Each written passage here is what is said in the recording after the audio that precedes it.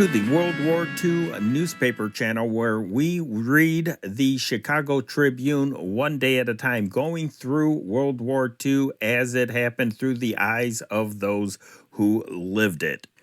If you enjoy content like this, please subscribe to this channel and click on the bell icon to get notifications when a new upload is going to premiere. And also, if you want to hear the actual newsmakers, go check out my other channel, the companion channel to this one, the World War II Old Time Radio channel. There we have vintage broadcasts, including newscasts, speeches, old movies, and music. And subscribe to that channel and click on the bell icon. Now for the newspaper. News as read from the Chicago Tribune for Tuesday, January 7th, 1941. Henry Chopp reporting. The weather today. The sun rose at 7:18 a.m. It set at 4:35 p.m. For Chicago and vicinity, cloudy occasional light snow on Tuesday and light snow or rain and slightly warmer on Wednesday. Moderate southeasterly winds. The low temperature 14 degrees. The high temperature 26. Today's headline, Fear of War Stirs Congress. Washington, D.C., January 6th. President Roosevelt's message to Congress today proposing to dedicate the United States to the destruction of the dictatorships of Germany, Italy, and Japan was the first gun in a mighty legislative battle, the greatest since the League of Nations fight 2 decades ago.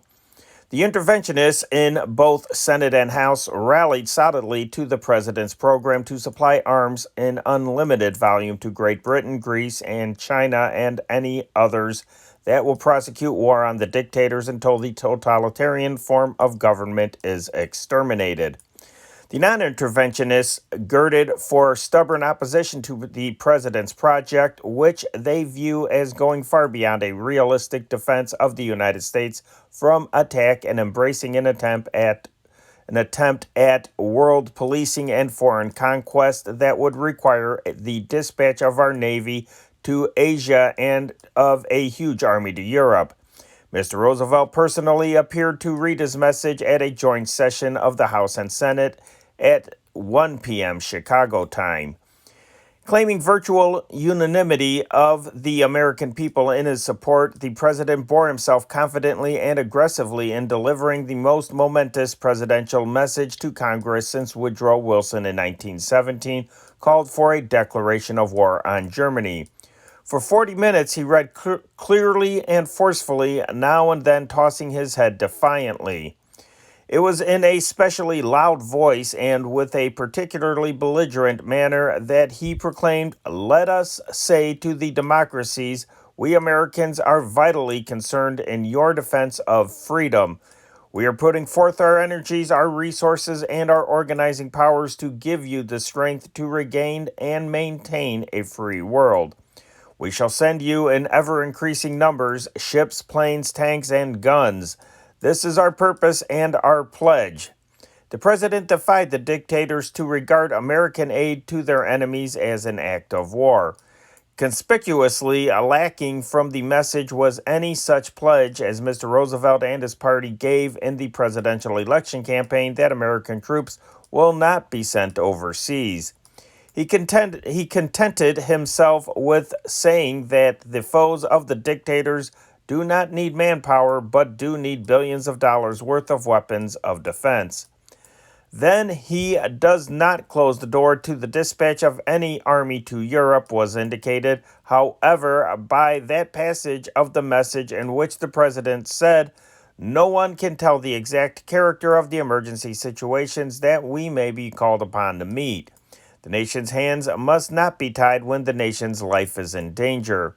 As defined by the president, our national policy is, number 1, all-inclusive national defense. Number 2, support of all those resolute peoples everywhere who are resisting aggression and thereby keeping war away from our hemisphere. Number 3, never to acquiesce in a peace dictated by aggressors and sponsored by appeasers." In dilating upon the danger which he said confronts the United States, the president asserted that the dictator's fifth columnists already have gained admission to the United States and Latin America to prepare the way for the landing of regular troops. Mr. Roosevelt asked Congress to vote whatever funds are necessary to finance the production of armament for the foes of the dictators. He said it would take billions of dollars, how many he did not undertake to estimate, to arm Britain, Greece, and China. He said he would not recommend a money loan to be repaid in money, but a loan of the actual war equipment. The message was almost entirely devoted to the war program and observations on the progress of defense production, including extenuation of lagging airplane manufacture and a recommendation of higher taxes to meet a part of the national defense cost. Washington, D.C., January 6th. A thread of fear ran through the utterances of senators and representatives who voiced their reaction today to the message of President Roosevelt. That fear, it was evident, was prompted by a realization that the United States now seems irrevocably pledged to war on the world, as one congressman put it, and many noted a war dictatorship appears near for this nation. From the outright advocates of American participation in the war came high praise of the speech as a great message from a great leader. But even from some of the most loyal administration supporters came the reluctant admission that the president had covered a little too much territory. Senator Burton K. Wheeler, Democrat, Montana, one of the non-interventionist leaders, regretted the speech had not been made before the election. It was intended to frighten the American people to a point that they would surrender their liberties and establish a wartime dictatorship in this country, he said. Senator Robert A. Taft, Republican Ohio, supporter of aid to Britain short of entering the war, said he thoroughly disapproved the method of lending munitions abroad suggested by the president. He is asking again for unlimited personal authority to loan abroad as much as he sees fit without coming to Congress for appropriations or further authority and confusing inextricably our already confused defense program with that of England, Taft said. The war upon the world theme was stressed by several members. The phrase itself came from Representative George H. Tinkham, Republican, Massachusetts, who said, President Roosevelt today declared war upon the world. He announced that the United States will impose its principles of government and philosophy by force of arms if necessary on every continent. Senator Arthur H. Vandenberg, Republican, Michigan, said the president had made a strong plea for peace through war by proxy.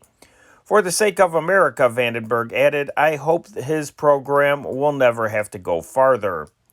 It was a fine speech, says Senator Alan J. Ellender, Democrat, Louisiana, administration supporter, but I think the president covered a little too much territory. There was a sharp cleavage of opinion between Illinois' two senators. The speech proposes a course of action that brings us another step closer to actual participation in the European war, said Senator Waylon Brooks, Republican. We should extend aid to countries fighting for principles of freedom against the aggressor nations, but should not indulge in acts that will make us voluntary participants in war or neglect our own national defenses.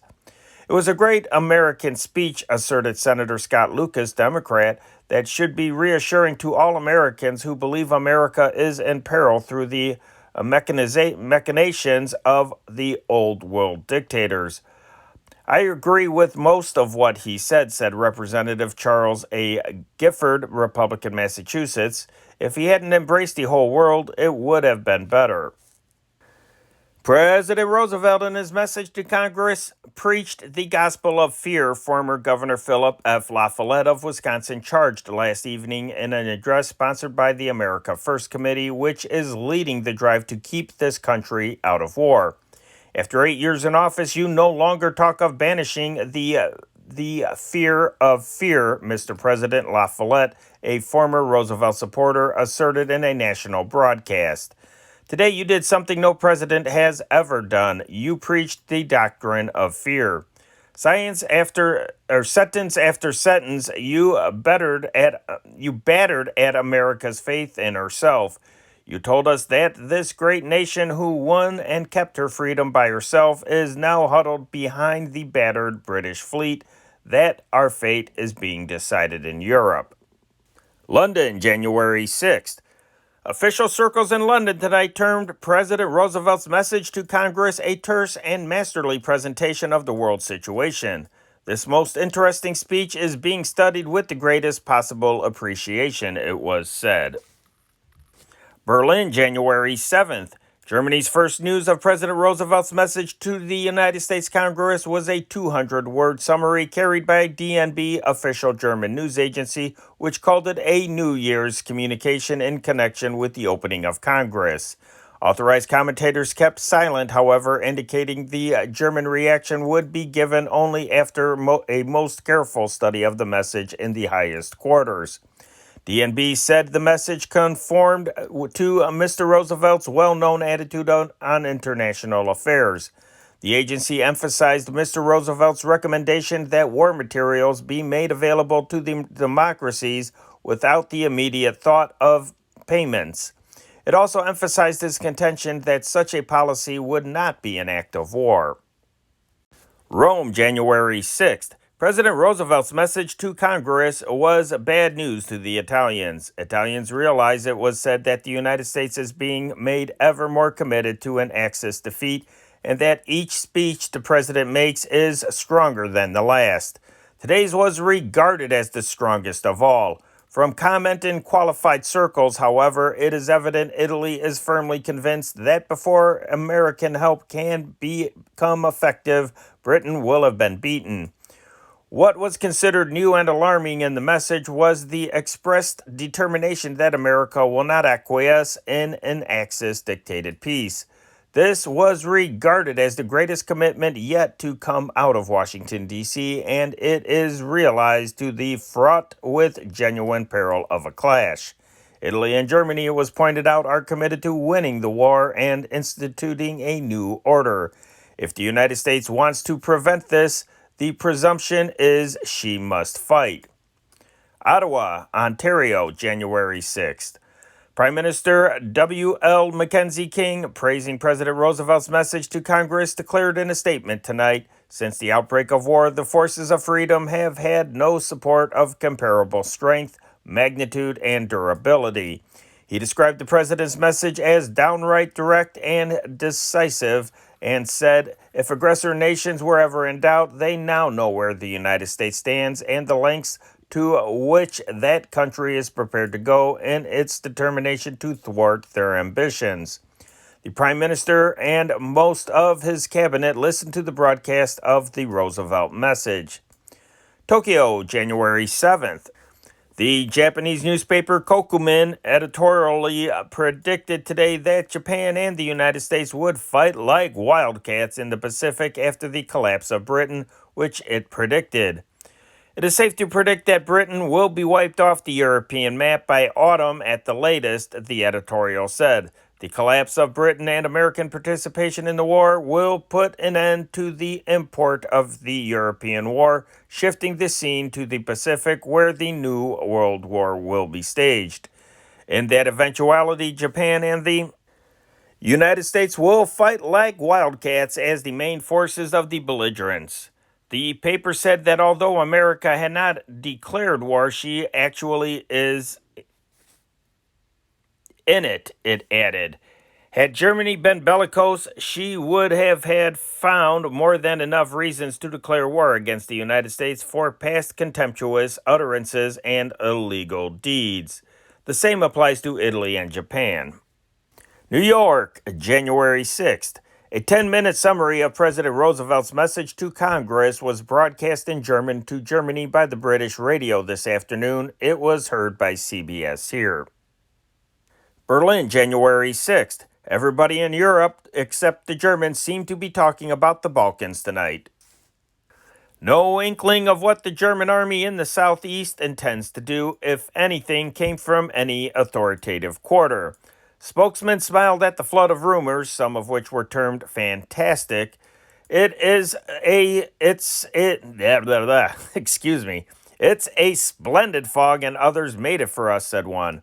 This confirmed a general impression among correspondents that German authorities rather welcomed the welter of rumors as a screen behind which to perfect any plans. One definite statement was made. It was that the Air Force fighting England has not been weakened by the presence of German aviators in Italy. On the contrary, it was stated officially that replacement of aviators was no problem, that German training periods had not been shortened, and that Germany was not able even to use all those who had volunteered for air service. Except to indicate that there were no worries over Bulgaria, the Foreign Office was uncommunicative about the Balkan situation. To veteran foreign correspondents, the official silence strikingly recalled similarly uncommunicative periods before big German blows last year. As to reported deals with Russia, whereby Russia would be given a free hand in Finland and in Moldavia in exchange for her acquiescence in German occupation of Bulgaria, the only statement forthcoming was that Germany and Russia had extended to August 1942 existing agreements for payments for commodities exchanged. This new agreement was described as purely technical and of no bearing on the quantities or nature of goods exchanged. Ankara, Turkey, January 6th. With German troops massing in southern Romania, less than 150 miles from Turkey's frontier, Premier Refik Saydam today assured the National Assembly that Turkish foreign policy aimed to secure the safety of the nation in complete reliance upon our allies. Britain is one of Turkey's allies, and relations with Russia long have been cordial. The assembly recessed until March 17th. The newspaper TAN, discussing German negotiations with Bulgaria, said it is very possible Germany is preparing some combination among Hungary, Yugoslavia, and Bulgaria. Cairo, Egypt, January 6th. The possibility that British desert troops might sweep past the Italian seaport base at Tobruk and plunge on more than 250 miles across the Libyan sands to attack Benghazi arose tonight. The possibility was suggested as the advance guard of British motorized units threatened Tobruk's outer defenses. Tobruk, 70 miles across the desert from Bardia, which the British captured yesterday, is the next natural objective. However, it was not quite certain when the British would open a drive on Tobruk or whether they would pass it up for the time being for bigger game, the Cyrenaican capital across the desert. At any rate, the British Air Force pounded Tobruk in heavy raids similar to those loosed upon Bardia in the 48 hours preceding the final land attack, which culminated in the capture yesterday. Tons of bombs were dropped on military objectives at the seaport base. At least one motorized spearhead was reported 20 miles from Tobruk, already blockaded by the British Navy.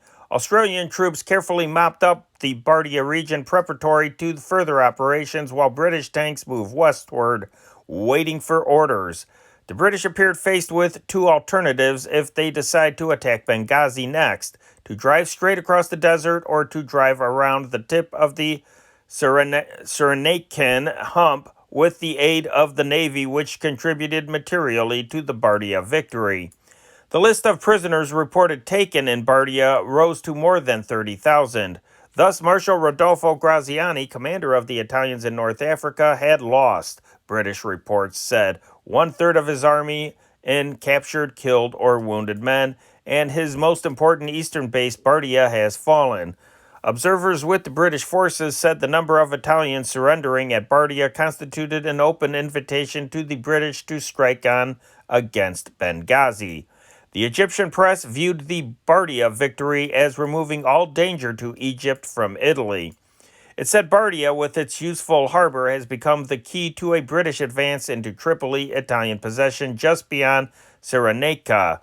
Tripoli itself has been heavily bombed by the British Air Force. A communique tonight said tons of bombs were dropped during the night of January 4th and 5th on the target area there, which included the power station, customs buildings, docks, and shipping in the harbor. Large fires were started and were visible 30 miles out to sea. Rome, January 6th. The Italian High Command admitted loss of more strongholds on the Bardia front in Libya today, but avoided any mention of the fall of Bardia itself as Italians at home exchanged gifts on a chill gray Epiphany Day. Identification of the North African points from which Italian troops had been routed by the British Army was expected to be given the Italian populace only after the holiday to prevent further marring of the festivity. The Rome radio said the Italian army is intact and added that the invading army in Libya, far from its bases, faces the same situation as the British said the Italians did at Sidi Barrani, western Egyptian port, which was one of the first objectives of the British. Belgrade, Yugoslavia, January 6th. More than 550 German troop transport planes flew from southern Austria into Italy in the 12 days from December 23rd to January 3rd, Yugoslav army sources on the frontier in Slovenia were reported to have revealed today. Rome, January 6th. Italian newspapers today said the cold was so intense in Albania that automatic weapons were rendered unusable and tents shattered as though made of glass. Il Giornale d'Italia reported that bad weather limited the Italian Air Force mostly to scouting flights. Stefani, official Italian news agency, said that Greek losses in the past 2 months were 4 times those of the fascist forces. An airbase on Malta, British Mediterranean island, was bombed by Italian planes yesterday, the Italian High Command reported. One fascist naval scouting plane was attacked by 2 British craft, was said to have shot down one of the 2 and turned back the other in flight. Athens, Greece, January 2nd. Greek soldiers pushing through the Albanian coastal section toward the important seaport of Valona hurled back veteran Italian blackshirt units today, while other Greek forces scored new gains in the Kilsura area, a government spokesman said tonight. The Greeks were said to have captured more than 200 prisoners in the day's engagements, 173 in the clash with the Blackshirts on the coast. Our troops in the coastal sector continued their offensive and drove the enemy from positions to which they had withdrawn the day before yesterday, the spokesman said. A battle to the right of the advancing coastal troops resulted in the capture of 10 men and 1 officer, the spokesman said, while 38 prisoners were captured north of Klissura. The Greeks were said to have pushed their lines forward in the Klissura sector and occupied positions which the Italians stubbornly defended. More villages and a mountain position were captured in the same sector, the spokesman said. The Greek High Command merely reported renewed patrol and air activity. With the Greek army on the northern Albanian front, January 5th delayed. Horses and mules are the unsung heroes in this war. For more than in any other modern war, transport depends upon them. Today I visited an advanced supply base and saw how the lines of pack animals keep the stream of ammunition and supplies moving toward the front, where no motor vehicle can operate. In Albania, there are hardly any roads which can be used by cars and trucks. Such roads as motor vehicles can traverse are like bad country roads in America with mud holes, rocky fords, and rickety bridges. Cars sink into muddy ruts until their axles strike solid ground, and then they have to be dragged out. My car was put out of commission by hitting submerged rocks in the sea of mud. Chains, tow ropes, and shovels are standard equipment, and the Greeks keep rolling their army vehicles along. Today I was towed up a road to a point where motor transport turns over the job to animals. At the bottom of a gorge through which the road wound, hospital tents received the wounded on their way back from the front. A veterinary officer showed me the pack trains toiling up to the front. The animals have a hard time, he said. We have to keep the supplies moving as fast as possible. If road conditions were better, the war would go much faster, but the Italians are up against the same conditions, and they depended more on motor transports. He pointed to some mules. Those are prisoners of war, he said, grinning. They are good workers. During the trip down the gorge, I passed trucks moving up through the dusk, but I also passed pack trains. On bad roads and comparatively short hauls, the pack trains can make fairly good time in comparison with the trucks. Carcasses of animals dotted the road. Killed in action, remarked the veterinary officer. Rome, Italy, January 6th.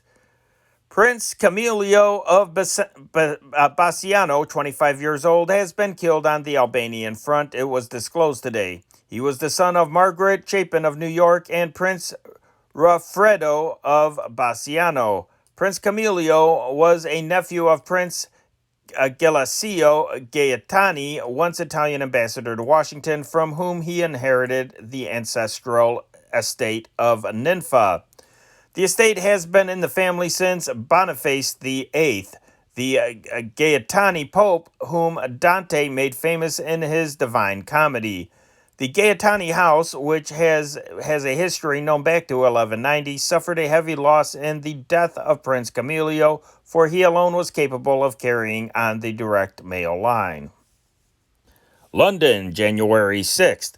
Amy Johnson Mollison, Britain's greatest aviatrix, drowned in the icy waters of the Thames estuary yesterday after she was forced to bail out of the aircraft she was flying for the Air Transport Auxiliary. Surface craft tried in vain to rescue the war-working ladybird who had winged during her spectacular career from Britain to Australia and to America, Japan, and China, and across Africa. A seaman from a nearby balloon barrage ship plunged into the water and grasped a body, but lost his grip in the buffering waves. He himself was reported near death from exposure and was unable to say whether the body was that of the aviatrix or possibly that of a passenger.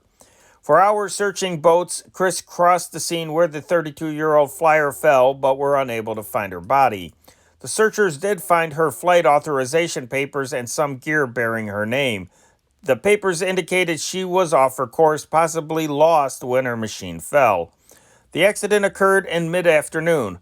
Lookouts on ships in the estuary sighted the plane about 750 feet up. It started to climb, then suddenly turned and made a long glide into the water. About 200 feet, a figure with a parachute fluttered away from the plane and plummeted into the water.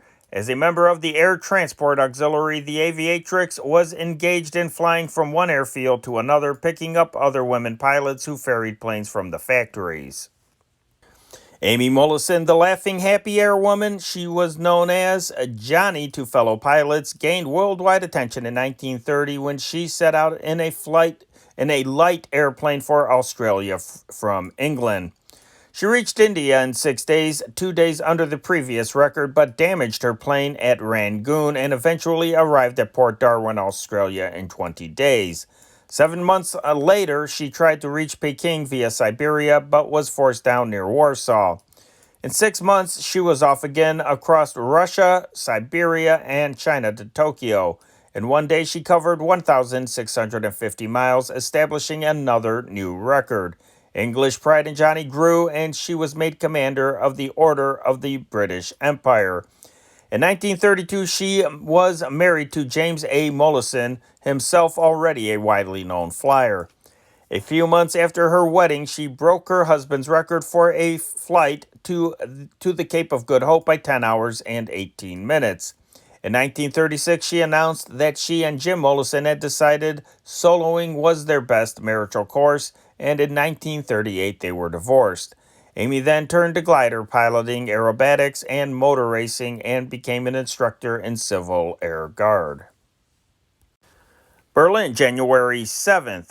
Numerous German warplanes made individual attacks on London yesterday, dropping 5 bombs and explosives and damaging several quarters of the city, the German news agency DMB said today. Further attacks were directed against important rail lines and crossings in the countries between London and industrial centers of the Midlands. One plane dropped a number of bombs on 8 freight trains north of London, DNB said, and other planes effectively machine-gunned locomotives and tank cars and severely damaged tracks and buildings at an unannounced station. The Wolverhampton airport was attacked, DNB said, and 10 planes in one hangar were destroyed. London, January 6th. Churches and other historical buildings wrecked and damaged in Nazi fire raids on London will be demolished stone by stone and rebuilt after the war in their original form, the newspaper Star said tonight. The work of restoring the churches, many of which were designed by Sir Christopher Wren, will be carried out under the supervision of the ecclesiastical commissioners, the paper said. Each stone will be marked so it can be re-erected in the right place. All debris that could be salvaged has been placed from within the building from which it came, London's city engineer said. Each place has been barricaded so that it will not be destroyed. Only a few fragments of stained glass were swept up in the streets and were cleared are missing, he said. The government's kitchen salvage campaign started a little more than a year ago appears to be hanging fire. So far, only 300 town authorities have organized regular collections of scraps from kitchens and distribution direct to poultry farms, according to Harold Judge, salvage controller of the Ministry of Supply. During the first month, the salvage campaign yielded only 7 tons of kitchen scraps, but the total was expanded to 10,000 tons in December. This year, Judd hopes to increase the 1940 figures by at least 50% and obtain the active cooperation of the 15,000 authorities in this country in the collection and distribution of kitchen waste. Judd also aims to boost waste paper collections up to 450,000 tons, a 50% increase over last year. London, January 6th. British bombers have sunk or damaged seriously a number of Italian submarines at Bordeaux, France, and have bombed industrial northern Italy so effectively that some airplane plants there have decided to move, the Air Ministry declared tonight in a summary of damage reported inflicted on the Italian war machine. The Air Ministry News Service said British bombs have had severely damaged or sunk outright Italian submarines based at Bordeaux on several occasions. The attacks on Bordeaux are important counteroffensives to the Atlantic raids conducted by the Axis submarines based there.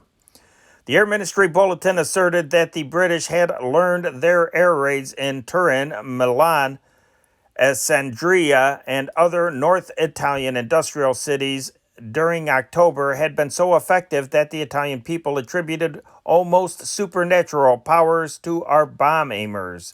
A direct hit that exploded an ammunition dump caused widespread damage at Alessandria and vicinity, the bulletin said.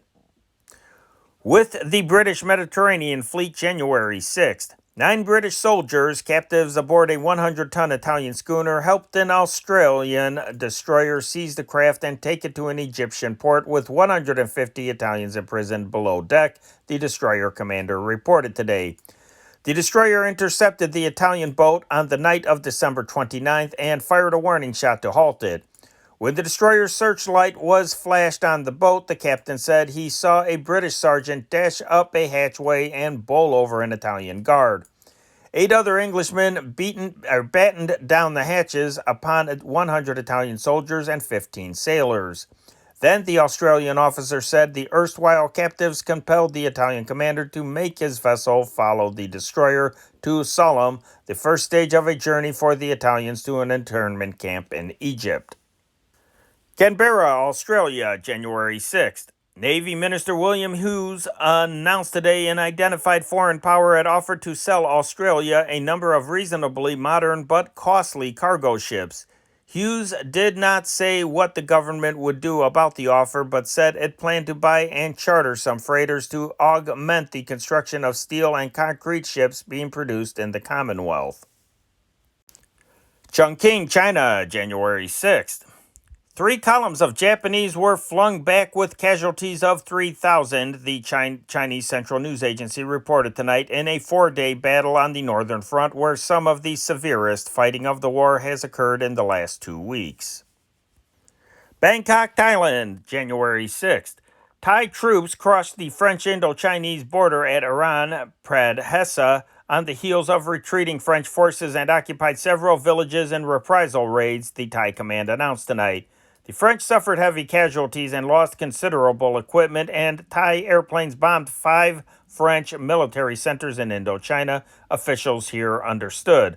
The Thai command said one French plane dropped 30 bombs near Udorn early today, but there were no casualties. Shanghai, China, January 6th. Terrorists attacked the American-owned Chinese-language newspaper Xunpao with hand grenades for the second successive night tonight. They flung half a dozen grenades into the building's entrance, injuring 5 passerbys. In a similar attack last night, there was no damage. The reason is believed to be the newspaper's supposed pro-Chungking tendencies. Montreal, January 6th. J. Pierpoint Moffat, United States Minister to Canada, cited settlement of several outstanding problems between Canada and the United States today as examples of applied friendship between the nations. Moffat, addressing the Canadian club, cited particularly the Ogdensburg Declaration of Joint Defense and noted that it brought no uttered criticisms to that closer relations between Canada and the United States might imply less close bonds between Canada and Great Britain. The friendship between any two of the 3 countries thrives in direct proportion to the friendship between all 3, he said, and Canadian-American relations are at their closest today at the very moment when British-American and Canada-British relations are likewise untroubled by even a cloud. Berlin, January 6th. William Warnock, Ireland's charge d'affaires, visited the Foreign Office today to present his government's views respecting alleged flights by German planes over Irish territory. The Irish Department of External Affairs formally has blamed the Nazis for the bombing of 3 areas in neutral Ireland in the past week. It announced Friday that an energetic protest to Germany against the violation of Irish territory by German aircraft and the loss of life and destruction of properties was being made. The Irish charge d'affaires in Berlin, it was added, has been further instructed to claim full reparations and insist that effective steps be taken to avoid recurrence of such happenings. Hong Kong, January 6th. Admiral Jean Decoy, Governor General of French Indochina, in a message published here today, denied reports of Japanese designs on Saigon, chief city and port of southern Indochina, and Cam Ranh Bay, a naval base on the southeast coast. British and Chinese reports have said Japan was demanding the right to land troops at Saigon and use Cam Ranh Bay, which would make a powerful base for any move against the Dutch East Indies or British Malaya. The Decoy message was addressed to Louis Renaud, French consul general here, who, in relating it, said the implication was that France was determined not to relinquish control of these 2 strong points. Decoy also denied reports that the Japanese were demanding exclusive use of the railway from Haiphong and Hanoi to the Chinese border at Langsong. The Japs have troops garrisoned at Haiphong and Hanoi.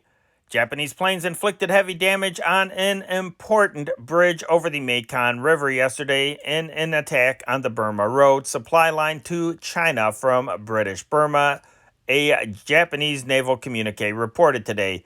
It also said Chinese provincial government headquarters in Kunming at the Chinese terminus of the road were bombed intensively and many government buildings destroyed. Tokyo, January 6th. Negotiations by which Japan expects to obtain economic concessions in French Indochina, including valuable supplies of rubber and rice, were resumed today after a New Year recess. The Cabinet Information Bureau announced that René Robin, head of the French delegation, and Ambassador Hajime Matsuoka, Japan's special negotiator, met for 3.5 hours, continuing the exchange of concrete information on economic problems. Informed observers believed that the negotiators were attempting to reach fundamental principles for an economic accord. Vichy, France, January 6th. Admiral William D. Leahy, a newly appointed American ambassador who presented his credentials to Foreign Minister Pierre-Etienne Flandin, this afternoon is expected to be accredited with all possible haste. It is understood he will be received with official ceremonial by Marshal Henry Felipe Pétain, Chief of State, in a day or so. His arrival has aroused high hopes in official circles and among the general public, where there is a feeling that the United States is able to make some promises that will, in some way, benefit France's position. It is the same sort of feeling that was reflected in the public appeal made by former Premier Paul Reynaud to President Roosevelt when it was known that the field was lost for France. Ambassador Leahy conferred with Flandin for 20 minutes. He placed in Flandin's hands the office copy of his official credentials, the original of which will be given to Pétain. Spokane, Washington, January 6th. Brigadier General Carlisle A. Wash, Commandant of the 5th Wing Bombardment, U.S. Air Corps, said today he had received orders to proceed at once to London as a military aviation observer. He said he would meet Brigadier General Mallard F. Harmon of Hamilton Field, California, in the east, and they would make the trip to England together. The observation assignment, General Wash indicated, was for an indefinite period. Washington, D.C., January 6th. Shortage of essential food products and certain other materials in Belgium is becoming increasingly acute, the Department of Commerce reported today. Even potatoes have become so scarce that the existing rations of 500 grams or 1.1 pounds per day is largely theoretical, the report said. The daily ration of bread, which is the nation's main food item, is entirely inadequate not only for laborers but for the average person as well. The meat ration is being continually reduced, and it is said that whole milk is available only for infants and invalids. The ration of butter and margarine fluctuates widely from one month to another. Among the unobtainable items is dried fruit, which come almost exclusively from the United States in pre-war years. London, January 6th. British butchers are demanding immediate action by the government to prevent a recurrence of the chaotic meat supply position such as existed this weekend when lines formed outside the half-empty shops. Thousands of families not only failed to get their rations, but also went without their traditional Sunday joint.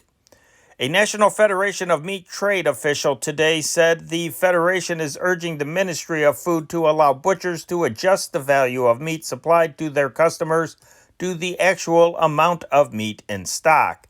Under the government ration scheme, each individual in this country is allowed 1 shilling 6 pence, or about 30 cents, worth of meat weekly, but transport and importation difficulties have reduced the butcher stocks even below that figure. The traders believe the meat supplies will continue to be short, and one West End firm today suggested that the ration should be further reduced to 1 shilling 3 pence, or about 25 cents. Sheffield, England, January 6th.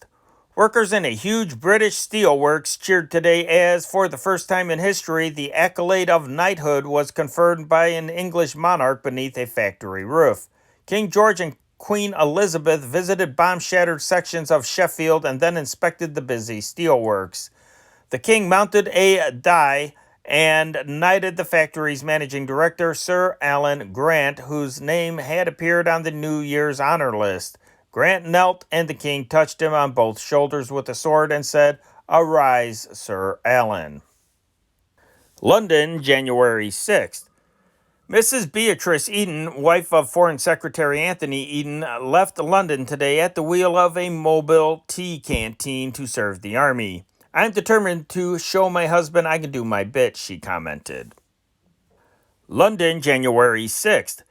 Britain's insistent demand for speed and more speed on the home front in what every Englishman believes will be the most decisive year of the war was met by Prime Minister Churchill today with the dramatically timed creation of 3 new executive bodies to deal with the production, imports, and post-war reconstruction. In the first major move to draft labor, Churchill put into the hands of 3 members of his government sweeping powers over the men and women who constitute these islands' industrial forces. They are Labor Minister Ernest Bevin, who was placed in charge of a new Production Organization, Minister of Supply Sir Andrew Ray Duncan, who is to boss all the important import group, and Minister without portfolio Arthur Greenwood, who will make a study of post-war reconstruction. Vichy, January 6th. Captain Gaston Robert, officer of the French Foreign Legion, today was acquitted by the summary military court here of charges of serving with the British and of de Gaullist activities. The brilliant military conduct of this officer in the service of France was advanced as the reason for the verdict, which accords him the same clemency that was given by Marshal Pétain to the de Gaullist officers at Dakar, who since have announced their loyalty to France. The captain was charged with serving in the British Army contrary to law and to have incited officers and crews of 2 French submarines to join with General Charles de Gaulle, leader of the Free French movement, and the British. Berlin, January 6th. There will be no new taxes or any increase in old ones for Germans in 1941, Fritz Reinhardt, Prussian finance minister, said today in an article in a tax publication. He said 1940 had been very successful in Germany from a tax standpoint. Manila, January 6th. The Manila-Hong Kong cable, which broke Saturday, was repaired today and normal business was resumed. Operators said the break was due to normal wear. Rome, January 6th. Effective Wednesday, cream is forbidden to Italians under the first new rationing order issued by Giuseppe Tercinari, a food director. Madrid, Spain, January 6th. 60% of Spain's orange crop in the central growing region of Castellón de la Plana has been lost because of cold weather. Most of it had been earmarked for export to Germany and France. Bern, Switzerland, January 6th. The War Office for Industry and Labor today issued a decree forbidding bargain sales of any merchandise without special permission. The step was taken, according to a communique, to assure proper distribution of reserve supplies. The law will go into effect on Thursday. Managua, Nicaragua, January 6th. Managua was shaken by 2 earthquakes this morning. The first lasted 20 seconds and cracked walls of many houses. The populace rushed from their homes. Quito, Ecuador, January 6th. The Foreign Ministry announced today that Ecuadorian and Peruvian frontier detachments had engaged in a 30-minute battle Saturday at Coral Viejo in the disputed boundary zone between the 2 countries. The ministry said there were no Ecuadorian losses and added that the Peruvians launched an unjustified attack but were forced to retire. Another government statement said Ecuador had protested to Peru because of the alleged flight of 3 Peruvian planes over Ecuadorian territory. Hey guys, if you enjoy this channel, check out our companion channel to this one, the World War II Old Time Radio channel. Over there, you will hear radio broadcasts of the newsmakers, the news reporters, and various entertainment programs, comedy, drama, horror, all kinds of fun stuff. And you will also get the #1 song every Friday that is represented on that channel as the radio programs correspond with the newspapers that you hear. Each upload premieres the same night the newspaper premieres that you are listening to right now. We even feature movie serials and classic movies on there when YouTube permits it. So swing over to the World War II Old Time Radio channel and click on that bell icon to subscribe. And don't forget to subscribe to this channel as well and click on that bell icon. I know you'll enjoy them. And now for national news. Washington, D.C., January 6th. Legislation now being drafted to carry out President Roosevelt's arms lending program would give him unrestricted discretionary authority to turn over to Great Britain and other nations any amount of war equipment and supplies heretofore or hereafter ordered for the Army and the Navy. While congressional leaders were awaiting details of the president's program to give full support to the nations engaged in war against the Berlin, Rome, Tokyo Axis powers, It was learned that funds to finance the arms lending scheme are to come out of regular appropriations for the Army and Navy. Mr. Roosevelt is expected to request armaments appropriations aggregating $10 billion in his $17 billion budget for the 1942 fiscal year to be submitted to Congress on Wednesday. Congress last year made available more than $13 billion in cash and contractual authority for the Army and Navy.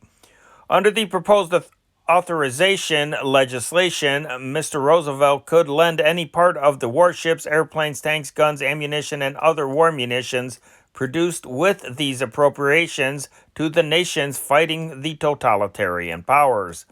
The basis for the authorization legislation, according to well-informed congressional leaders, is to be an obscure law known as the Pittman Act, which was passed in May 1940. This law authorizes the Secretaries of War and the Navy to manufacture guns and ammunition in government arsenals and build warships in the government navy yards or otherwise procure such munitions for sale to the government of any American state. Sponsored by the late Senator Key Pittman, Democrat Nevada, who was chairman of the Foreign Relations Committee, the measure was described as an effort to promote Pan-American solidarity in defense of the Western Hemisphere. According to administration spokesman in Congress, the president's program contemplates amendment of the Pittman Act to authorize the lending of war equipment acquired by the War and Navy departments and to make it apply to other nations as well as to the Latin American states. Administration spokesman emphasized that there would be no limit on the quantity of equipment the president could lend to foreign governments. The British government alone is negotiating munitions orders aggregating $3 billion under President Roosevelt's assurance that this government will take delivery of the munitions and lead them to the British. Administration legal experts are drafting the proposed legislation for submission to congressional leaders and introduction in Congress later this week. It is expected to go to the Foreign Affairs Committee of the House and the Foreign Relations Committee of the Senate, which handled the Pittman bill. Honolulu, Hawaii, January 6th. Holidays are over for the United States Fleet 2, and today various units steamed to sea for training. Among the vessels departing were the battleships New Mexico, flagship of the Commander-in-Chief, Oklahoma, Mississippi, and Idaho, heavy and light cruisers and destroyers. The ships were expected to return to their Pearl Harbor base Friday for weekend leaves for the personnel. Honolulu, January 6th. One Army lieutenant was killed and another bailed out safely in a spectacular collision of two pursuit planes in 3 miles southwest of Wheeler Field today. Second Lieutenant James J. Weigel was killed. Second Lieutenant H.A. Haynes, piloting the second plane, bailed out. Haynes' hometown is Armington, Illinois. He is a graduate of Illinois State Normal University at Normal. His parents are Mr. and Mrs. Albert Haynes. San Juan, Puerto Rico, January 6th. Ground forces of the 36th Pursuit Group, United States Air Force, arrived today at Ponce on the transport Chateau Thierry and went at once to the new air base under construction at Juana Diaz. The 1,250 men were the first troops to disembark at Ponce since American soldiers arrived during the Spanish-American War. Juana Diaz is the Army's second air base, which is being built on the island. It will supplement that at Punta Borinquen. New York, January 6th. The keel of the 45,000-ton battleship Missouri, one of the 6 floating fortresses being built under the expanded naval program, was laid at Brooklyn Navy Yard today alongside her sister ship, the Iowa, under construction. Rear Admiral Clark H. Woodward, Commandant of the Yard, drove the first rivet. The second was driven by Captain Harold V. McKittrick, who has just come to Brooklyn as Yard Captain. The battleship will cost $100 million and will take 4 years to complete. It will be 850 feet long, have a main battery of 9 16-inch guns and revolving turrets and anti-aircraft guns. It probably will carry airplanes and have a speed of more than 30 knots. 30% of the ship will be welded to save weight, which can be devoted to armament. There will be 10 10-inch deck armament and also underwater protection from torpedoes. Washington, D.C., January 6th. The United Construction Workers Organization Committee, CIO, complained to the War Department today that because of a backdoor verbal understanding between the AFL and the contractor, men had to pay AFL fees of $54.50 to $220 each to get work at the new explosives plant at Weldon Springs, Missouri. The situation there, Chairman A.D. Lewis of the CIO committee said in a letter, is illustrative of the general practices being tolerated by the government at the expense of thousands of capable workers. He said that because of the procedure reported at the Missouri plant, many thousands of unemployed WPA workers and CIO members in the area are being barred while the AFL imports men from cities many miles away.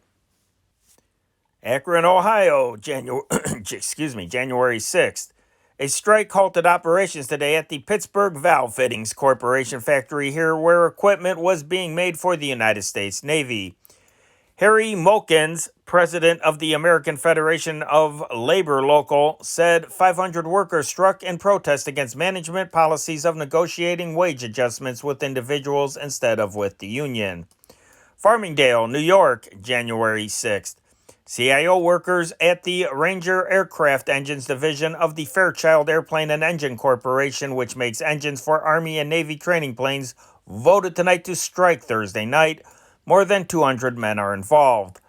The union, Local 661 of the Aircraft Organizing Division of the United Automobile Workers of America, voted to delay the start of the strike from Tuesday to Thursday at the request of the National Defense Commission so that an effort could be made to settle the dispute.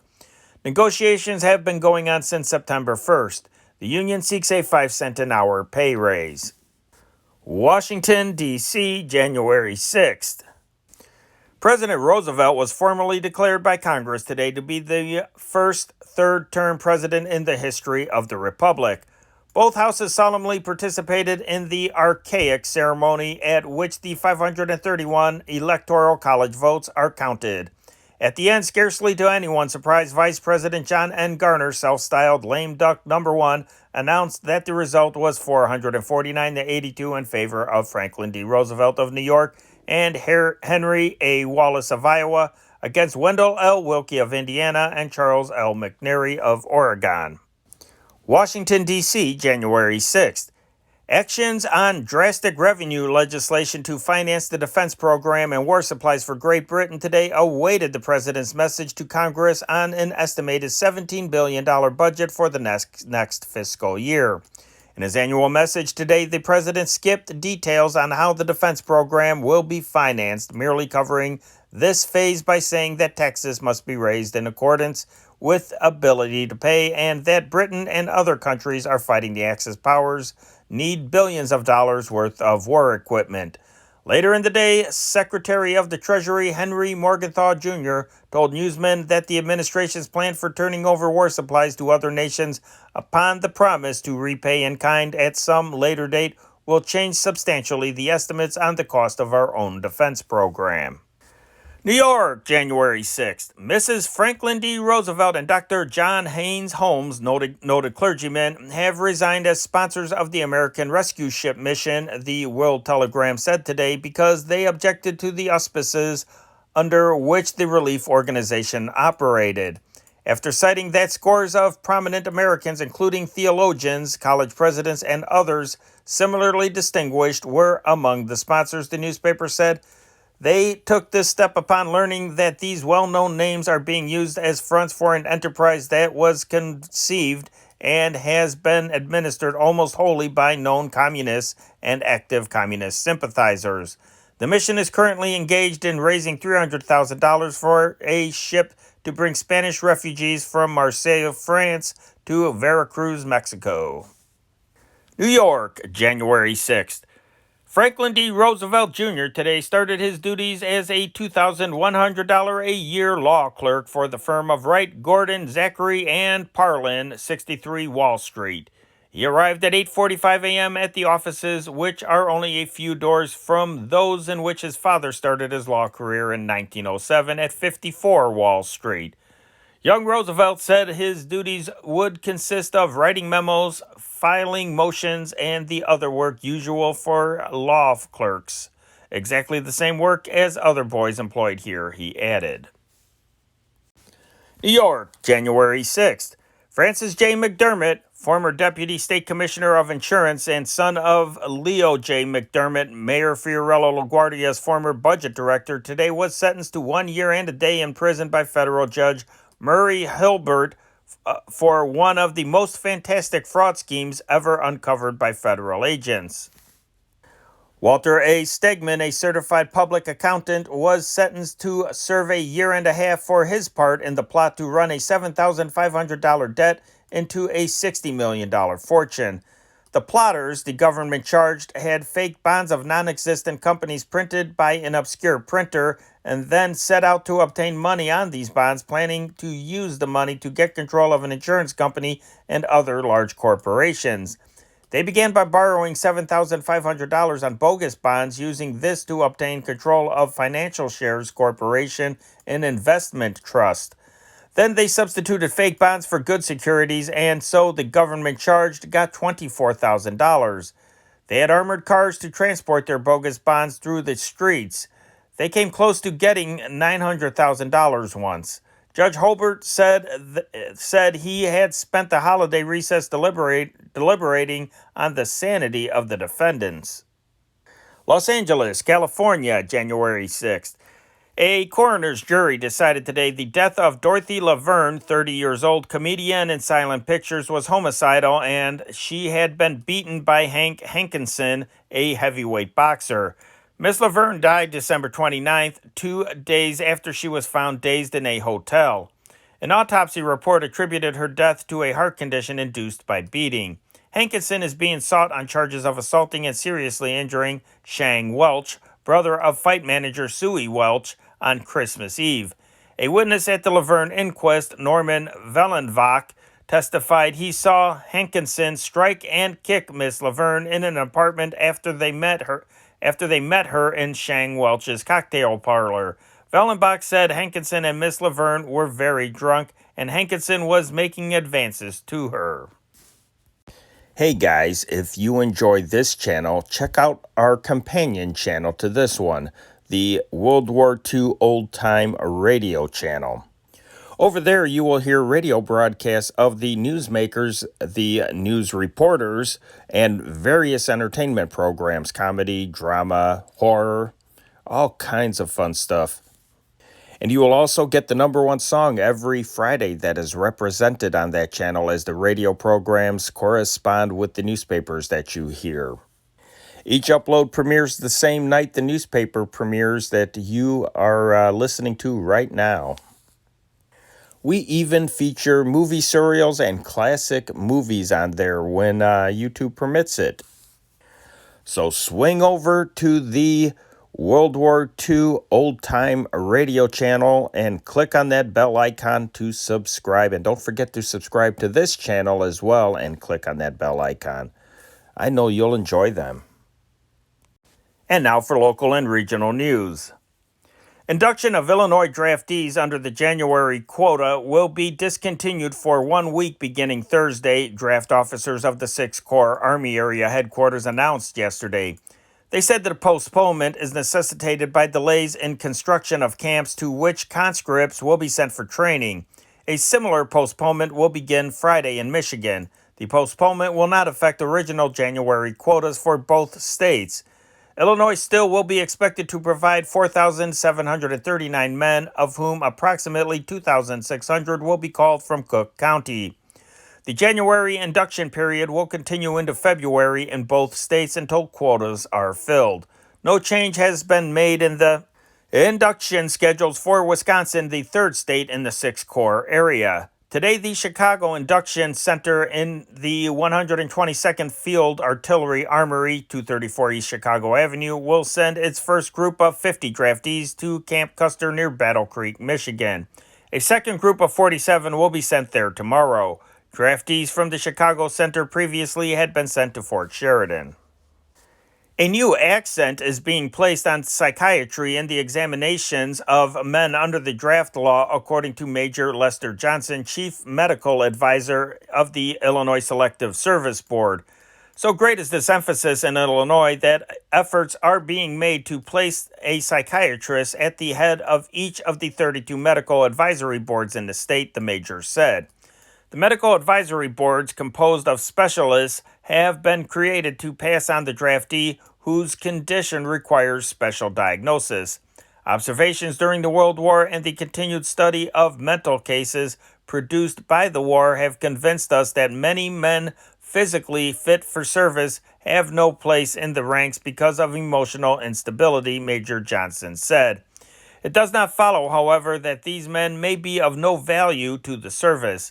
Many of them may become staff officers, supply men, or work into key positions back home. Medical examiners at the local boards are admonished to give careful attention to the mental attitude of each man. The key to this attitude is in the draftee's speech and in his reactions to questions concerning his ambitions, the officer said. He has watched closely for any signs of anxiety, apprehension, or inward tension.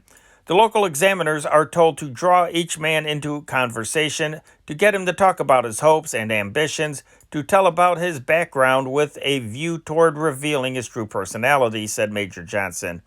If there is any indication that he might become weak under stress, he is turned over to the nearest medical advisory board. Many of the 32 such boards in Illinois are headed by psychiatrists. We wish we had a psychiatrist to head each one of them.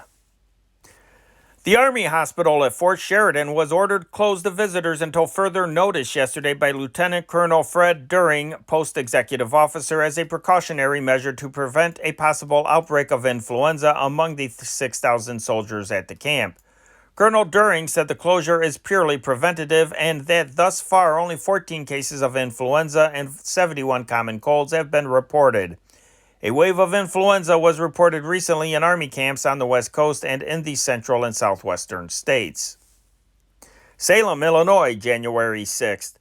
A cablegram from the Air Ministry in London advised Mrs. Naomi Leckrone here today that her husband Philip, a British Royal Air Force pilot, was reported to have lost his life as the result of an aircraft accident yesterday. Full particulars will follow, the message said. Leckrone, formerly an automobile mechanic, left Salem last July 26th en route to London. On October 8th, the Air Ministry announced he had been assigned to the Eagle Squadron, a unit of Americans in the Royal Air Force. He suffered shock concussion on October 28th, but recovered. Besides his widow, Lockbourne is survived by 2 small children and his parents. Dr. Alexander Loudon, Minister of the Netherlands to the United States, last night told a group of financial and industrial leaders in the Chicago Club that the Netherlands East Indies would fight aggression from any quarter, with or without aid, to the limit of their strength. Dr. Loudon was introduced by Robert A. Gardner, Toastmaster at the dinner. With Studebaker Corporation sharing to the extent of $33,657,580 new national defense contracts and orders totaling $87,760,093 were announced yesterday by the War Department at Washington, D.C. Also announced was President Roosevelt's approval of a contract by which Wright Aeronautical Corporation will build a new airplane engine plant at Lockland, Ohio, at a cost of about $42,480,000. The number of airplane engines to be produced by Studebaker under the $33 million order was not given, but it was expected part of them would be turned out in a new plant to be built in Chicago.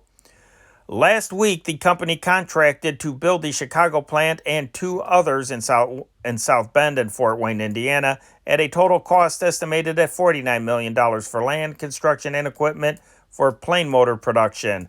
Yesterday's order is the first received by Studebaker under the expansion program.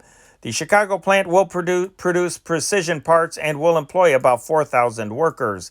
Included in the department's $87,760,093 batch of orders was one for $31,507,635 let to Yellow Truck and Coach Manufacturing Company, Pontiac, Michigan, for trucks. Springfield, Illinois, January 6th. Governor John Stell and Governor-elect Dwight H. Green shared equally in the ribbing at an off-the-record dinner given here tonight by the Sangamo Club. The two met for the first time since the election and then only as the 500 guests at the dinner assembled at the Leland Hotel. Except for an exchange of social pleasantries, there was no talk between them, and Green left immediately after the dinner for Chicago. The governor-elect was the house guest here of W. Converse Staley, president of the Sangamo Club, and it was known he took no hand in any conferences bearing on the Republican caucuses tomorrow night in preparation for the convening of the new General Assembly Wednesday noon.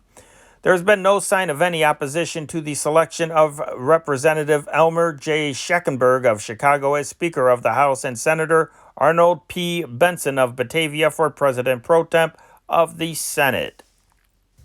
Plans for the Illinois Emergency Defense Council were discussed at the Executive Mansion in Springfield yesterday during a meeting called by Governor John Stell. Murray M. Baker of Peoria, chairman of the council, asked heads of the 8 committees to outline suggested activities for presentation at a meeting next week.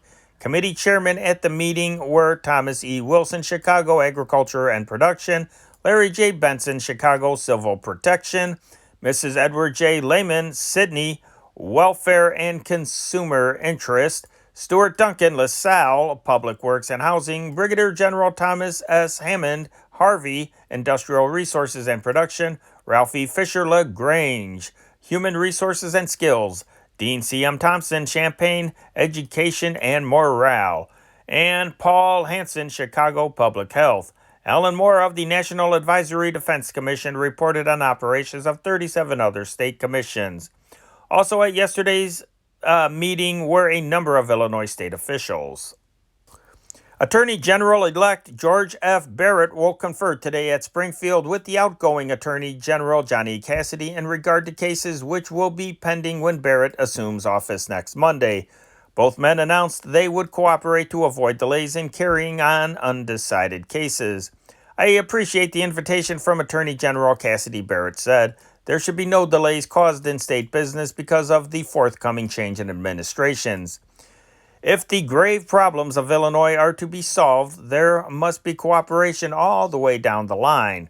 Barrett also disclosed that he has requested a conference with J. Edgar Hoover, director of the Federal Bureau of Investigation, shortly after the inaugural. He wants Hoover's permission to make a study of FBI methods and equipment as a basis for his proposed creation of an Illinois Bureau of Investigation to improve crime detection and prevention in this state. Springfield, Illinois, January 6th. Governor John Stell and federal judge Charles G. Briggle today intervened in a labor controversy affecting members of rival coal miners' unions employed in a mine here. The governor's action came in the form of a letter to Ray Edmondson, state president of the United Mine Workers of America, CIO, and William Keck, Illinois head of the Progressive Mine Workers, AF-L, asking a peaceful solution to the dispute and adding that in the event of failure to negotiate a settlement, nothing will deter me from the use of the forces of the state government. Judge Briggle ordered 4 members of the United Mine Workers to appear before him next Saturday to show cause why they should not be held in contempt of court for violation of a federal injunction against violence on the premises of the Mine B Coal Company where the disagreement arose. Those named in this citation are Lee Baumgardner of Dawson and Ed Heckelbeck and William Lansky and Charles Bohannon, all of Springfield. They were named in a petition by John R. Kane, counsel for the Progressive Mine Workers, who charged they were involved in the severe beating of Joseph Gedman, a progressive miner, last Tuesday while he was underground in Mine B. Both unions have contended that they represent a majority of men employed by the company, but the Progressive Union has been designated sole bargaining agency for the mine's employees. Kane said the beating of Gedman climaxed a series of instances of intimidation of progressive miners in recent months. United States Attorney Howard L. Doyle last Saturday said he would ask Federal Bureau of Investigation officials to investigate the situation at the mine, which he said may foster the worst type of violence. Chicago's bookmakers weren't at home yesterday when Louis M. Nowland called at 11 establishments. Nowland is Assistant to Attorney General Johnny Cassidy. He had been instructed to notify the bookies that Judge Maurice V. Joyce of St. Clair County wants to see them about the blanket injunction he issued December 3rd against bookmakers throughout the state. All Nowland found was closed doors, many barred by brand new padlocks. He went back to Belleville last night. Meanwhile, 100 injunction defendants, including the Bulletin Record Publishing Company 608 North Dearborn Street and the Winning Horse Corporation 10 North Clark Street, had announced they would fight the case in the St. Clair County District Court. The two Chicago companies charged with distributing racehorse information in violation of the injunction have been ordered to show cause Thursday, while they should not be held in contempt of court. Grand Rapids, Michigan, January 6th. Prosecutor Menso Bolt of Kent County said today that a charge of murder would be filed against Willis McCarthy, 34 years old, for the shotgun slaying yesterday of his estranged wife in St. Andrew Catholic Church. McCarthy, a Detroit salesman, was held in jail under heavy guard while police obtained eyewitness statements to the shooting. The prosecutor said McCarthy probably would be arraigned tomorrow. McCarthy's wife, Mary Jane, age 32, who was to have obtained a final decree of divorce today, was felled by the second of two shotgun blasts as she ran down a church aisle. A passerby captured McCarthy after he had stood off parishioners who attempted to seize him and fled from the church.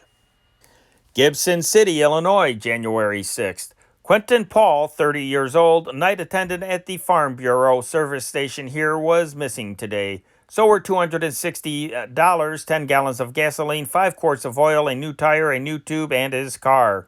His absence was discovered this morning. His wife said he hadn't been home. Investigators were considering the possibility that Paul had been kidnapped at gunpoint.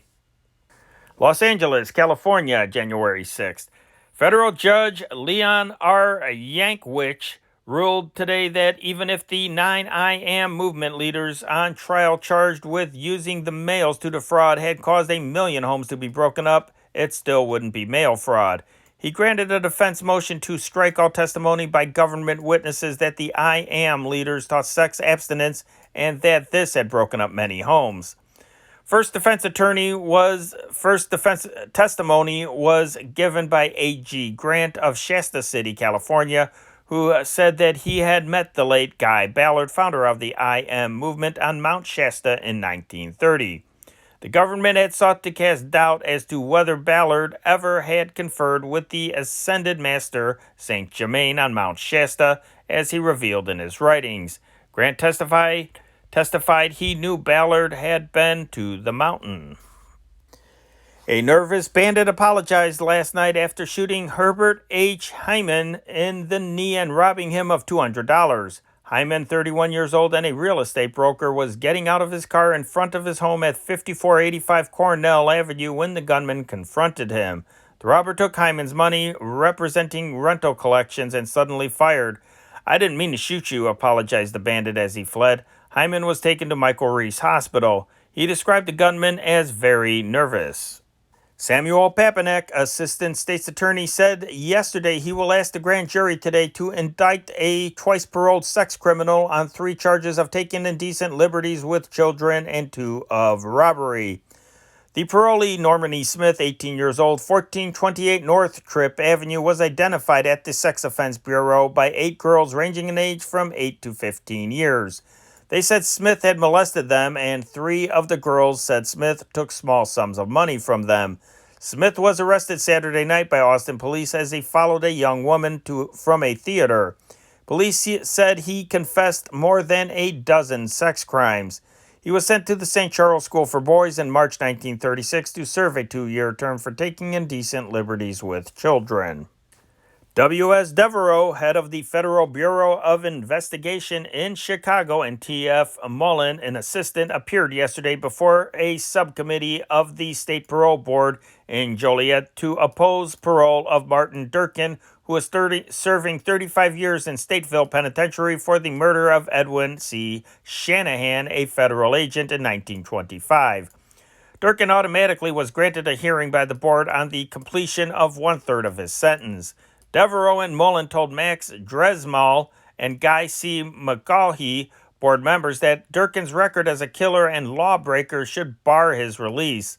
They reminded the board members that Durkin is under federal sentence of 15 years for transporting a stolen car across state lines, and that an indictment charging him with the murder of Sergeant Harry Gray of the Chicago Police can be reinstated against him at any time. Members of Durkin family appeared later to urge his release. More than 3 weeks ago, the Finance Committee of the City Council voted a 10% pay cut in the pay of the city's union employees for 1941. The purpose of the cut, they agreed, was to keep the year's operating budget within anticipated revenue.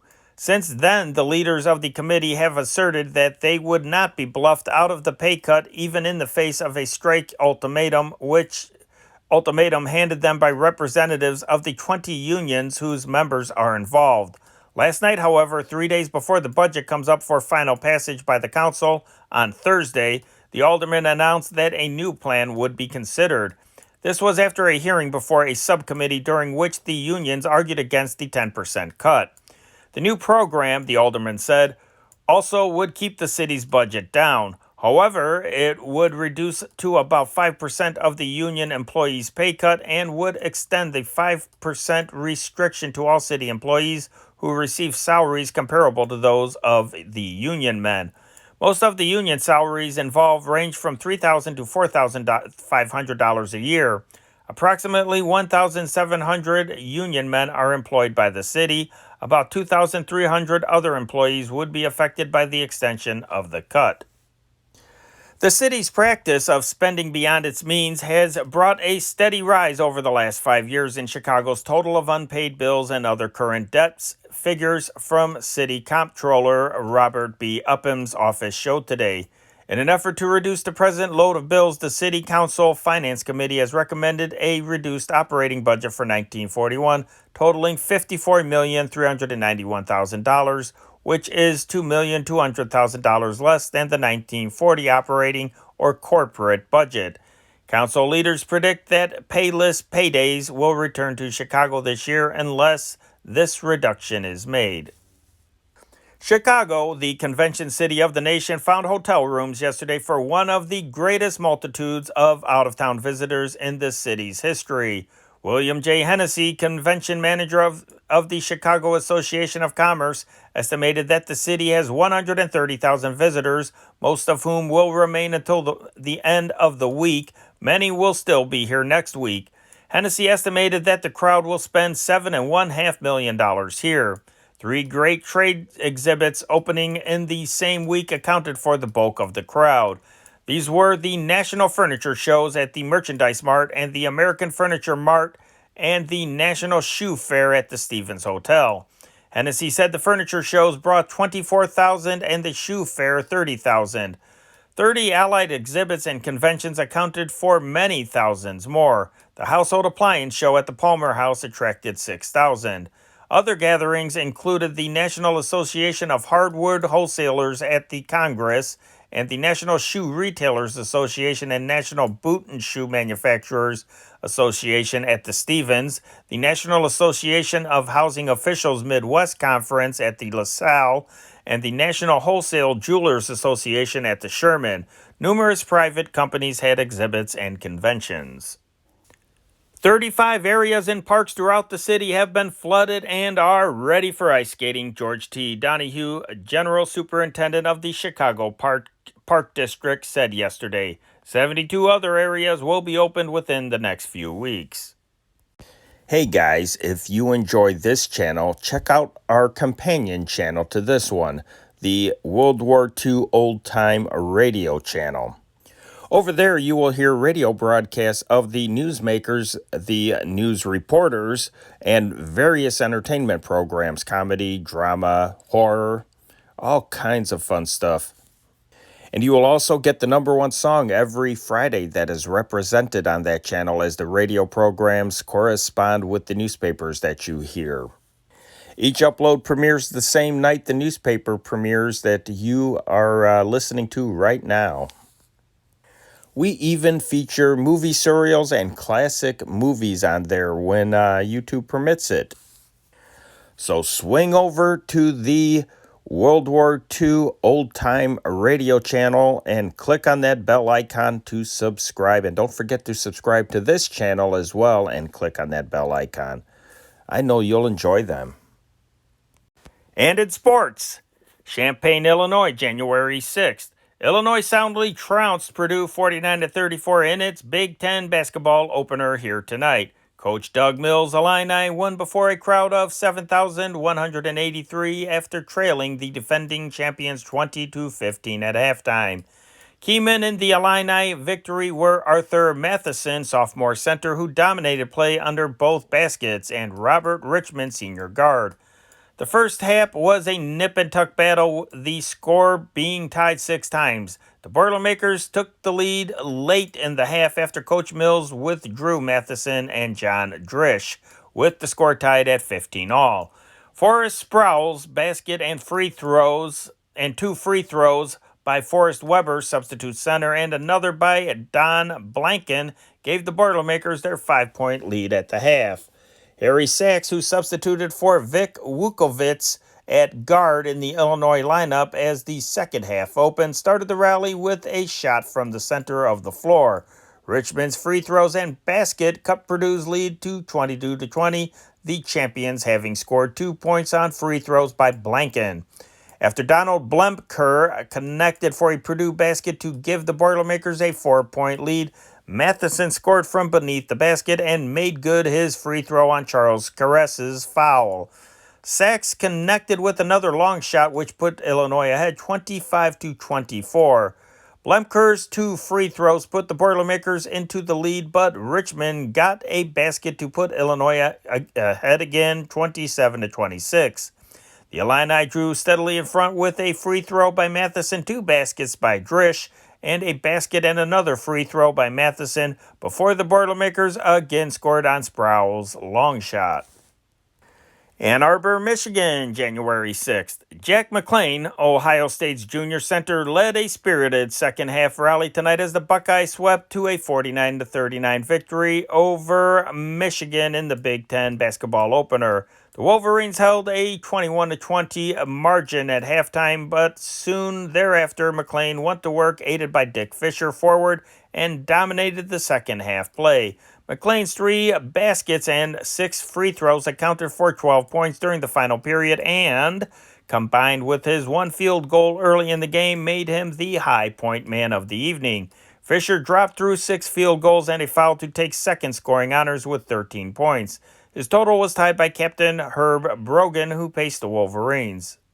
Throughout the first half, the teams battled to a virtual stalemate, and the score was tied 4 times. A 3-goal spurt by sophomore center Jim Mandler enabled Michigan to hold its 1-point advantage at halftime.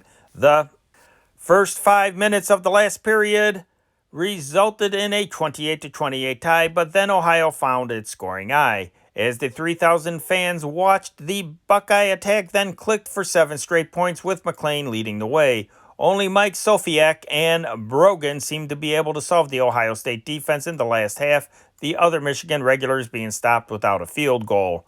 The margin of victory may be found in the free throw column, which shows 5 Buckeyes missed only 1 foul shot out of 16 attempts, while Michigan failed 8 times. Chicago's Maroons, trailing at the half, tied Princeton at 29 apiece at the end of regulation time, then went on to win 32-31 in an overtime basketball game before 2,500 in the Midway Fieldhouse last night. Chicago led with 5 seconds to go in the overtime period after sophomore Mike McCann had hooked the final basket. Then McCann took a jump ball and battled it offside as the game ended. Captain Joe Stamp of Chicago led the scoring with 16 points on 6 baskets and 3 free throws. Captain Dan Carmichael of Princeton won individual runner-up honors with 13 points. Trailing 15-14 at the half, Chicago took a 5-point lead on 3 successive baskets by Stamp, but Carmichael scored 3 while Jack Fonz was making 1 and Chuck Wagenberg was tossing a free throw for the Maroons. Chicago led 24-22 midway in the second period. Stamp made another basket and a free throw to give Chicago a 6-point lead with 4 minutes to go, but Bowersox scored once and John Mondia twice on hooks to tie the score as time ended. Notre Dame, Indiana, January 6th.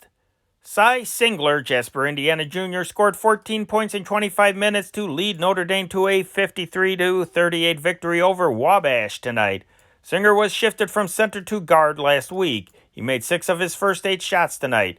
Ray Grev, sophomore forward, led Wabash with 11 points, making 9 of them in the second half assault, which saw the visitors score 24 points to Notre Dame's 23.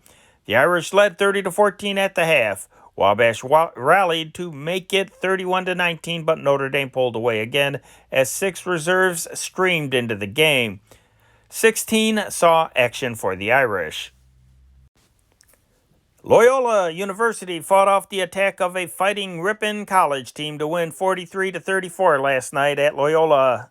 Loyola gained a 23-16 halftime lead over the defending Midwest Conference champions.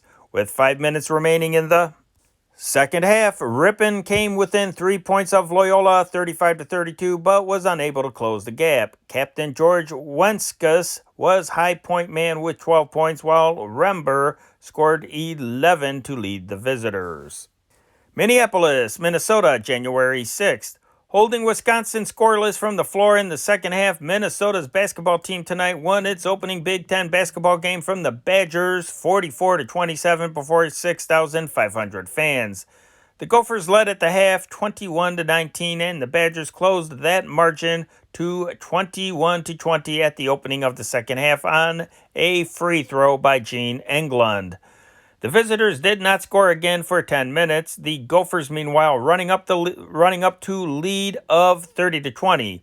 From then on, it was all Minnesota, with the Badgers getting nothing more than 7 additional free throws. Iowa City, Iowa, January 6th. Iowa's basketball team completed a perfect non-conference season here tonight by running roughshod over the University of North Dakota 43-22. It was the Hawkeyes' 7th consecutive victory. Vic Siegel led the way as the Hawks took a 14-3 early lead before the reserves were called in. They held an 18-11 halftime advantage. The varsity played long enough in the final half to boost the total to 35-17. Al Streaky Servey, prominent Eastern basketball player, has been signed by the Detroit Eagles and will be in their lineup tomorrow night when they meet the Chicago Bruins in a National League contest in the 132nd Regiment Armory, Madison and Rockwell Streets. Servey will team up with Bernie Opper at forward. An interesting battle should develop between the rival centers Ed Sadowski of Detroit and Mike Novak of the Bruins. Sadowski, former Seton Hall, New Jersey star, who is playing his first year of pro ball, has scored 87 points in 7 games for the Eagles. The preliminary game will be a Windy City League contest between the Doc Masons and the Burton-Dixie team starting at 7:45 p.m. New York, January 6th. The Chicago Blackhawks arrived here today for their second game of the season against Lester Patrick's Rangers in Madison Square Garden tomorrow night. It will be the 4th meeting of the teams. In the 3 previous matches, the Hawks won 4-1 and 3-1 in Chicago and tied the Rangers 3-3 in the single New York game. The Hawks will face a Rangers squad that is intact for Captain Art Coulter and Alex Shabicki, who were out with injuries when the teams met last time, have returned to the Stanley Cup holders lineup. Sammy Lopresti, Hawk goalie who broke even with Frank Brimsek of Boston Sunday night in Sammy's first appearance at Big League Company, faces Dave Kerr tomorrow night. Kerr is the present holder of the Vezina Goalkeepers Trophy. Many things can happen in the league standings in the three hockey battles scheduled for tomorrow night. If the Canadiens on their own ice at Montreal defeat or tie the Toronto Maple Leafs and the Rangers vanquish the Hawks, the Chicagoans will drop to sixth place in the race, only a half game ahead of the last place New York Americans. Should Toronto beat the Canadiens and the Bruins defeat the Detroit Red Wings, right now the hottest team in hockey, the Leafs will begin the league lead. Immediately after the Rangers clash the Hawks, will leave for Chicago, where they will meet the Canadiens Thursday and face battling Giacomo Orlando, the Red Wings on Sunday. Jim Wilson, manager of the Cubs, commuted into Chicago from Philadelphia yesterday, but his baggage didn't include any trading ideas. "I'll trade, but with whom?" was the Wilson response to an inquiry as to whether he might find some strength where it is most needed. "There seems to be a notion abroad in the land that I am some kind of Santa Claus," said the Cub leader. "I talked business with some of the National Leaguers at the meeting here last month. I have seen some of them since. They don't want to trade. They want something for nothing. They'll gladly take Hank Lieber, Claude Pessel, or Vern Olsen, giving in return some fellows not even good enough to become regulars. I'm not making that kind of swaps." Wilson will be present when the National League holds its annual scheduled meeting in New York next month, but at the moment doesn't see where he'll be able to do himself any good. Wilson will be one of the guests tonight at the annual dinner of the Chicago chapter of the Baseball Writers Association in the Hotel Morrison. James Dykes, the Sox leader, also a guest, will arrive from Philadelphia this morning. James Gallagher, Cubs business manager, yesterday received the signed contracts of coaches Charlie Grimm and Charles Dick Spalding. Charles T. O'Leary, whose first professional baseball engagement was with the White Sox and who later became a cog in Huey Jennings' Detroit Tiger pennant winning machine, died yesterday morning in the Woodlawn Hospital after a brief illness. Death was caused by peritonitis. Born in Chicago October 15, 1882, O'Leary was an elevator operator at Mandel's and a member of the company baseball team when he was summoned by the Sox in 1900 to fill in for an injured shortstop. Later, he was sold to the Des Moines, Iowa club, and after 3 seasons there, was purchased by Ed Barrow, then boss of the Tigers. He was a regular infielder with the Tigers until supplanted by Donnie Bush in 1909.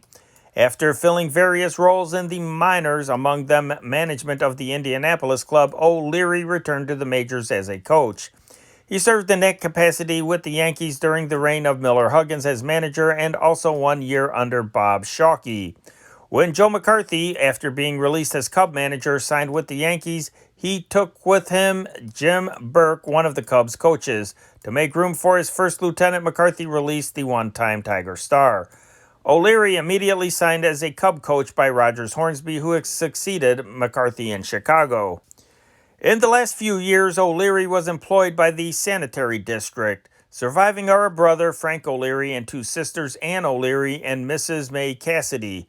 Funeral will be held Thursday at 9:30 a.m. from the residence 7615 South Morgan Street to St. Leo's Church. And that is sports, and that is the news as read from the Chicago Tribune. Henry Chop reporting for Tuesday, January 7th, 1941. Have an awesome day, and God bless.